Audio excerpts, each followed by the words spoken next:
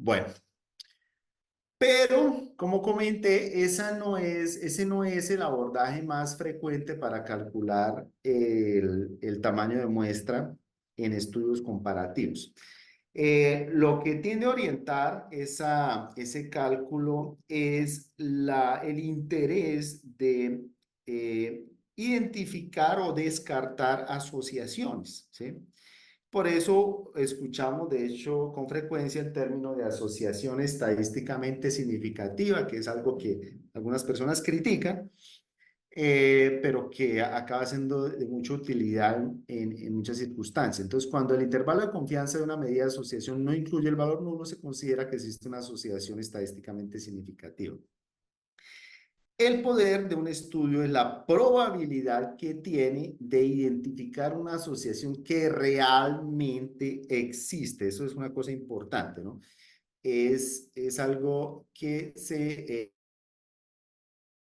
parte del supuesto de que existe una asociación. Si existe una asociación, ¿cuál es la probabilidad de encontrarla o de documentarla? Ese es el poder del estudio.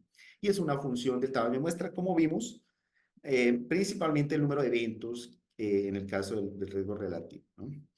Entonces, miren que a medida que va aumentando la muestra y en consecuencia el número de eventos en esta simulación, se acaba excluyendo el valor nulo de la asociación, que es uno, ¿no? Para los riesgos relativos, a medida que va aumentando el tamaño de muestra. Entonces, estos estudios con más muestra, pues tienen más poder para identificar la asociación.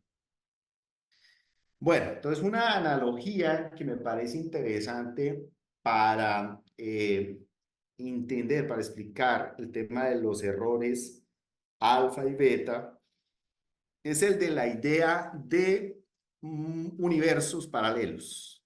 Imagínense eso. Imagínense que usted cada vez que hace una pregunta de, por ejemplo, ¿será que este medicamento mejora la presión arterial? ¿Será que esta droga aquí aumenta la capacidad pulmonar, la, la fracción de eyección? ¿O será que disminuye el riesgo cardiovascular? Cada vez que usted hace esa pregunta, haga de cuenta que se crean dos universos paralelos, ¿sí? Un universo es el universo de la hipótesis nula, ¿sí? Es un universo un poco menos atractivo, ¿sí? Un poquito apagado. Y es el universo en el que no existe diferencia entre los grupos, tratado y no tratado. Y el otro universo, que es el de universo alternativo, donde sí hay diferencia entre los grupos, ¿cierto? Si yo hago un estudio en este universo o un grupo de estudios en este universo, si el resultado en el universo donde la hipótesis nula es verdadera, en el universo en el que la hipótesis nula es verdadera y yo hago un estudio y encuentro una asociación, la verdad eso es un error, ¿sí? Eso corresponde al error alfa, llamamos error alfa. Y si no encuentro asociación, pues entonces todo bien, es lo que yo esperaría. Ahora, en el otro universo pasa lo contrario, ¿no? Si yo encuentro una asociación y de verdad estoy en el universo donde la asociación existe, pues todo bien, ¿sí? Pero si yo no encuentro esa asociación, pues estoy cometiendo un error y a eso le llamamos error beta, ¿ok? Ahí. Bien. ¿Cómo se evalúa eso? Una forma de evaluar o de establecer si existe una asociación estadística, sí o no, es con el intervalo de confianza, ¿cierto?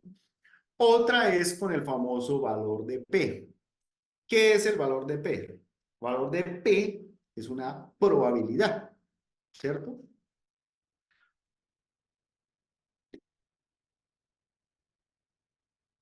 Es una probabilidad de encontrar los resultados que yo encontré si estoy en este universo aquí. Imagine que usted está en este universo. ¿Cuál es la probabilidad de encontrar esos resultados que usted encontró? Si ese valor de P es muy pequeñito, Entonces yo pienso, oye, yo tal vez no estoy en este universo, tal vez estoy en este otro, ¿cierto?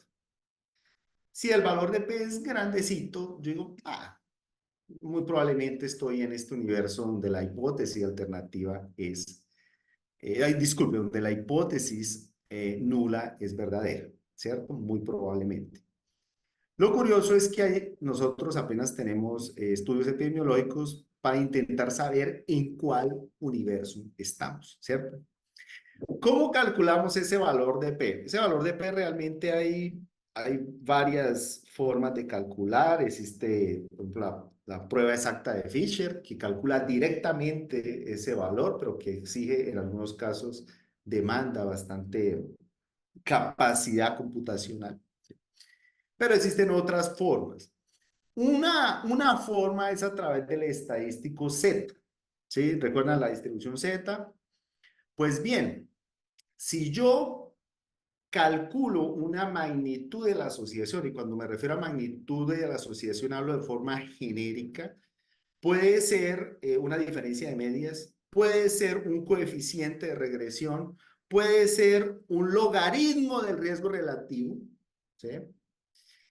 Y un logaritmo de riesgo relativo va de 0 a infinito si la asociación es positiva, ¿no? Entonces, pensemos en el logaritmo de riesgo relativo con una magnitud de la asociación.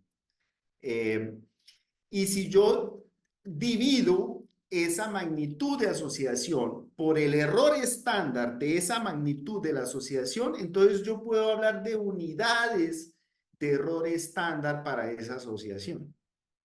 Pues esas unidades son el estadístico Z, que yo también puedo interpretar utilizando la curva y la tabla que les mostré al inicio, ¿cierto? Entonces, ¿cuál es la idea general? Que en el numerador hay una magnitud de la asociación que podría ser una diferencia de medias, podría ser el logaritmo de riesgo relativo, y en el denominador el error estándar de esa medida, ¿sí? Esa es la idea. Entonces, si por ejemplo yo tengo una magnitud de asociación muy grande en relación a su riesgo relativo, entonces voy a tener valores aquí muy extremos, ¿cierto? Y la probabilidad, el valor de P sería ¿qué? La probabilidad de tener resultados como estos o más extremos. Ese es el valor de P, ¿cierto? También puede ser ir para el otro lado, ser algo negativo, eh, ser algo negativo, y también podría querer estimar, querer saber si la probabilidad de tener resultados tan bajos o más extremos, ¿sí? Por eso se habla a veces de valor de P de una cola, de dos colas o bicaudal, etcétera, ¿no? Pero la idea es esa, es qué tan probable es tener esos resultados si no existe asociación, en ausencia de asociación. Pero vean qué interesante que el estadístico Z considera esa, esa relación. ¿Por qué es interesante? Porque es con esta idea que se calcula el tamaño de muestra eh, para estudios comparativos cuando yo voy a considerar ese interés de evaluar esas hipótesis, ¿no? Entonces, como comenté, dependiendo del valor de ese estadístico, lo puedo interpretar como la probabilidad de encontrar ese valor, esa magnitud de asociación en unidades de error estándar. Bien. Ok.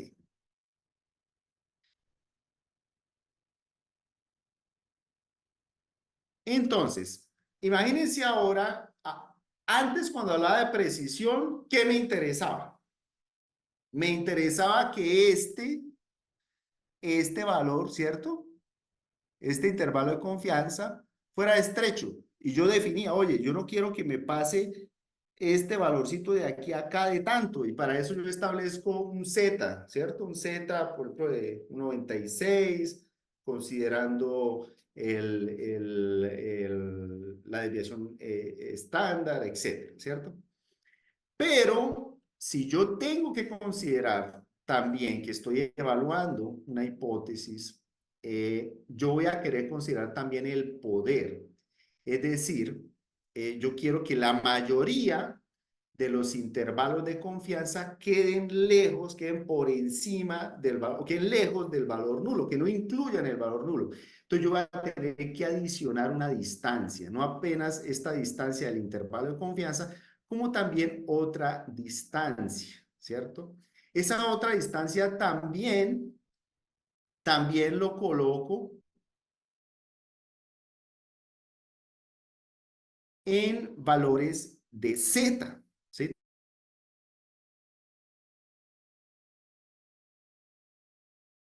Yo voy a colocar la magnitud de la asociación en unidades de error estándar. Entonces, si yo cojo la medida de asociación y divido por el error estándar y lo intervalo de confianza, hago algo similar para que el intervalo de confianza me dé en oscilaciones de esta medida. Entonces, yo voy a querer considerar un intervalo, ¿cierto? Un valor Z para delimitar ese intervalo de confianza, usualmente 1,96, pero también debo considerar una cantidad Z para que todos los intervalos de confianza, o la mayoría de ellos, mejor, la mayoría, estén lejos del valor nulo. Por ejemplo, mayoría ¿cuánto? 80%, ¿sí? Entonces, para que todos esos intervalos de confianza, o el 80% de los intervalos de confianza queden lejos del valor nulo, no incluyan el valor nulo, tengo que definir un valor Z, mirando allá cuál Z le corresponde a una probabilidad de 80%. Entonces, para un valor de probabilidad de 80%, el valor Z es 0,84. Para 90% es 1,20 algo, 26, algo así. Entonces, vean qué interesante que lo que necesito hacer para considerar el poder es adicionar otro Z a las cuentas para el cálculo del tamaño de muestra, la fórmula. Entonces, vean, por ejemplo, la semejanza que hay con el cálculo del tamaño de muestra que habíamos calculado con base en la precisión. Y es que el N, si yo quiero comparar dos medias de dos grupos del mismo tamaño, esto para simplificar, y que tienen una desviación estándar similar, entonces yo multiplico dos veces la varianza de estas que asumo que es similar en los dos grupos, multiplicado ya no por Z, sino por la suma de los zetas que corresponden al Z del intervalo de confianza y al Z para el poder, que aquí se señala como 1 menos beta. Beta es el error, aquel error del universo alternativo, ¿no? Que es el Z que corresponde al poder. Dividido por qué? Aquí ya no es por E, que era el error aleatorio, sino dividido por la diferencia entre los grupos. Si los grupos tienen una diferencia grande, yo voy a necesitar menos muestra para identificar esa asociación. Si los grupos tienen una diferencia pequeña, voy a necesitar más muestra para identificar esa asociación. Existen fórmulas un poco más generalizables, un poco más complejas, donde ahí los tamaños de los grupos no son iguales y por eso existe aquí un K. El K es el número de veces o por cuánto multiplico el tamaño de muestra de un grupo para tener el otro, si es una razón entre los dos grupos. Y aquí existe un término que se utiliza cuando se evalúa márgenes de no inferioridad, pero eso son diseños específicos. Pero en términos generales, básicamente siguen unos principios similares, es que es la desviación estándar y sumar, considerar la suma de los dos zetas, ¿sí? De los dos términos zetas, para considerar los dos errores. Bueno, vamos a la práctica aquí. Considere la evaluación de un medicamento para controlar glicemia. Se pretende evaluar el medicamento comparando dos grupos de igual tamaño. Se espera una reducción de 30 miligramos por decilitro en el promedio de la glicemia. Esta variable, la glicemia, suele tener una desviación estándar de 40. ¿Sí? Entonces, en EPIDAT,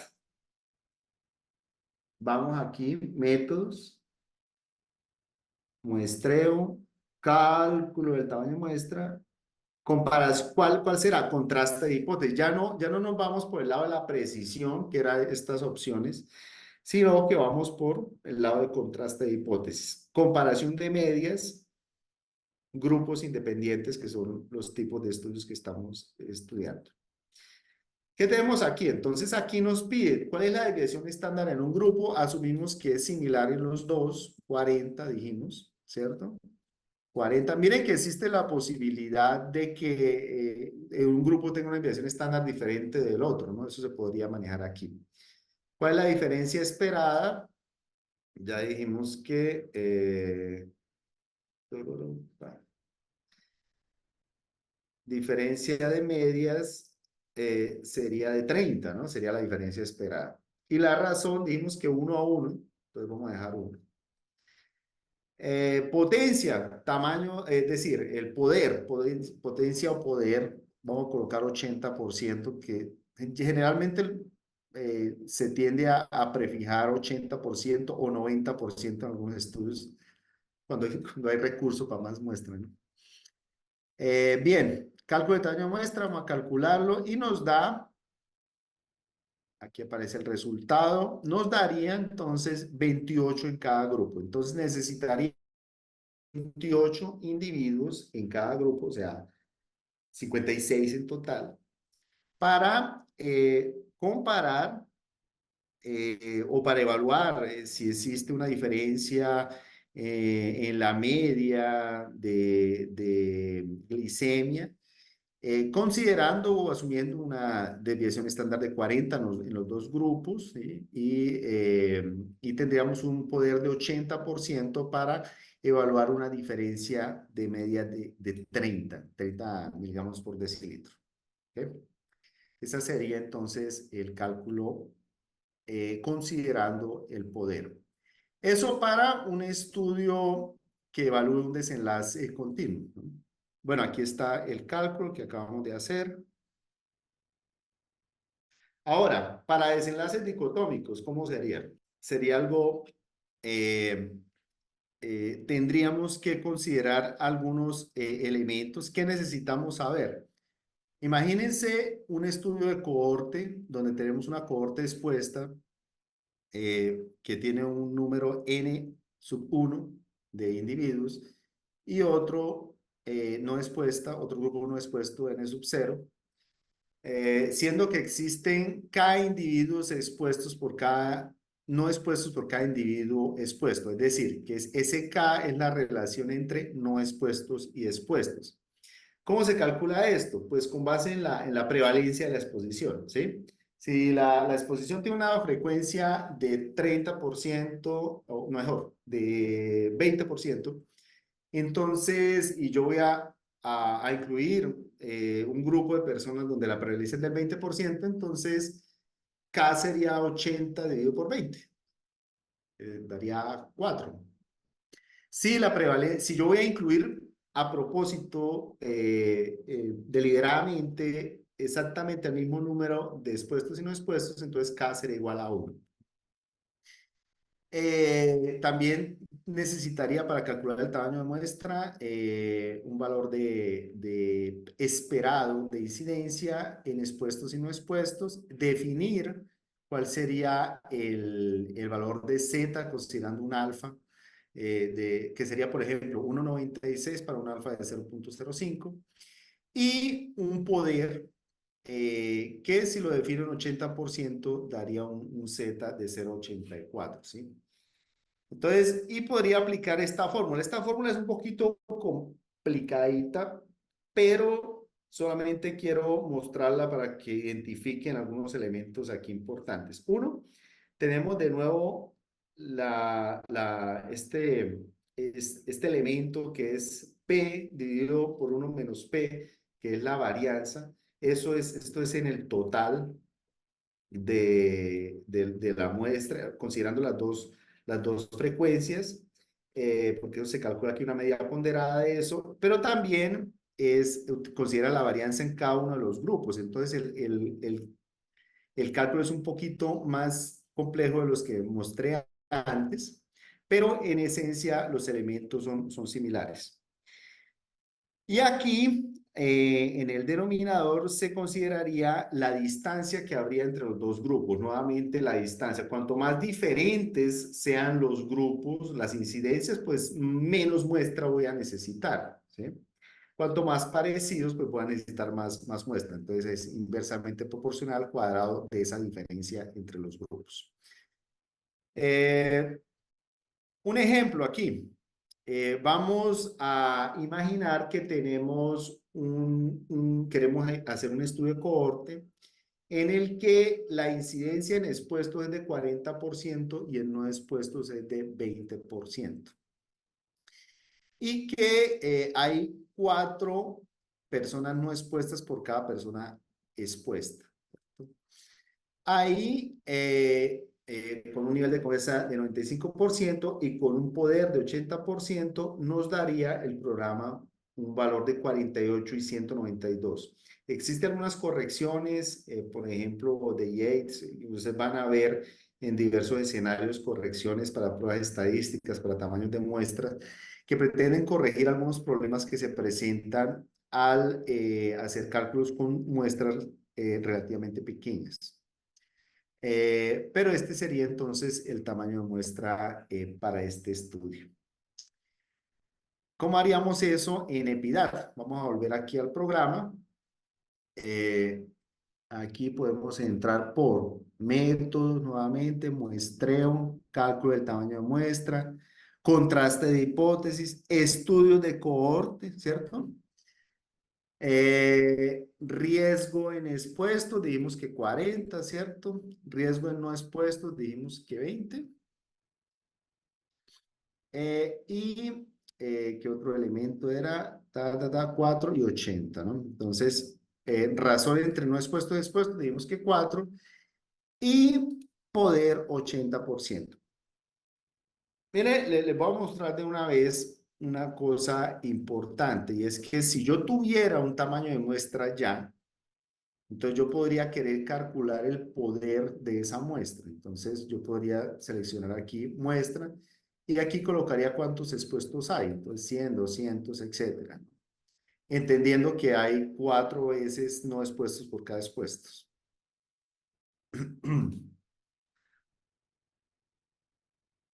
Entonces, pero en este caso queremos calcular el tamaño de muestra con un poder del 80%. Ok. Y calcular. Y aquí me da los valores que ya les había mostrado, ¿no? 48 expuestos y 192 no expuestos. Con la corrección de Yates pasaría para 55 y para 220. Muy bien. Bueno, un comentario. Si yo quisiera, aquí en estudios de cohorte estoy comparando proporciones de incidencia. Si yo fuera si yo fuera a realizar un estudio de casos y controles, también compararía proporciones, solamente que en este caso compararía proporciones de exposición, ¿sí? Entonces, en este caso utilizaría la misma fórmula, solo que cambiaría aquí la interpretación. Es decir, P no se referiría a incidencia en no expuestos, sino a la frecuencia de exposición en controles, y P1 sería la frecuencia de exposición en los casos, porque estoy comparando las frecuencias de exposición en casos y controles. Y si mantengo todos los demás parámetros, voy a tener los mismos valores, 55 y 220, solo que en este caso son 55 casos y 220 controles, ¿no? Serían son los mismos valores, solamente que el diseño es diferente, ¿sí? En EPIDAT, pues también tendría esa opción, daría pues lo mismo, pero pues tendría esa opción de irme por el lado de casos y controles. Entonces muestreo, cálculo del tamaño de muestra, y aquí en contraste de hipótesis coloco estudios de casos y controles de grupos independientes. Proporción de casos expuestos, dije que 40, ¿cierto?